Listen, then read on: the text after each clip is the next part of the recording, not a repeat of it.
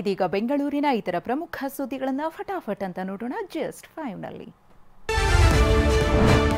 ಕನ್ನಡಿಗನ ಮೇಲೆ ಹಲ್ಲೆ ನಡೆಸಿದ್ದ ಮರಾಠಿ ಪುಂಡರಿಗೆ ಬಿಸಿ ಮುಟ್ಟಿಸಲು ಕನ್ನಡ ಸಂಘಟನೆ ಮಾರ್ಚ್ 22ರಂದು ಕರ್ನಾಟಕ ಬಂದ್ಗೆ ಕರೆ ಕೊಟ್ಟಿದೆ. ಮಾರ್ಚ್ 3ರಂದು ರಾಜಭವನಕ್ಕೆ ಮುತ್ತಿಗೆ ಹಾಕಲಿದೆ. ಇನ್ನು ಮಾರ್ಚ್ 7ರಂದು ಬೆಳಗಾವಿ ಚಲೋ, ಮಾರ್ಚ್ 11ರಂದು ಅತ್ತಿಬೆಲೆ ಗಡಿ ಬಂದ್ಗೆ ನಿರ್ಧರಿಸಲಾಗಿದೆ. ಮಾರ್ಚ್ 16ರಂದು ಹೊಸಕೋಟೆ ಟೋಲ್ ಬಂದ್ ಮಾಡಲಾಗುತ್ತೆ. ಬಂದ್ಗೆ ಹಲವು ಸಂಘಟನೆ ಬೆಂಬಲ ನೀಡಿದ್ರೆ ಕೆಲ ಸಂಘಟನೆಗಳು ಬೆಂಬಲ ನೀಡಿಲ್ಲ. ಇದು ಕನ್ನಡಿಗರ ಸ್ವಾಭಿಮಾನದ ಪ್ರಶ್ನೆ, ಕನ್ನಡಿಗರ ಗೌರವದ ಪ್ರಶ್ನೆ. ಆ ದೃಷ್ಟಿಯಿಂದ 22 ಬಂದ್ ರಾಜ್ಯದ ಪರವಾಗಿ ಸಂಪೂರ್ಣವಾಗಿ ಯಶಸ್ವಿ ಆಗುತ್ತೆ. ಪೋಕ್ಸೋ ಕೇಸ್ನಲ್ಲಿ ಮಾಜಿ ಸಿಎಂ ಯಡಿಯೂರಪ್ಪನವರಿಗೆ ಸಂಕಷ್ಟ ಶುರುವಾಗಿದೆ.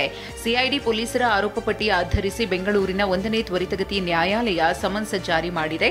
ಮಾರ್ಚ್ 15ರಂದು ವಿಚಾರಣೆಗೆ ಹಾಜರಾಗಲು ಸೂಚಿಸಿದೆ. ಪೋಕ್ಸೋ ಕೇಸ್ ಆಗಿರುವುದರಿಂದ ಕೊಠಡಿಯಲ್ಲಿಯೇ ಕ್ಯಾಮೆರಾ ಎದುರು ಹೇಳಿಕೆ ದಾಖಲಿಸಲಿದ್ದಾರೆ.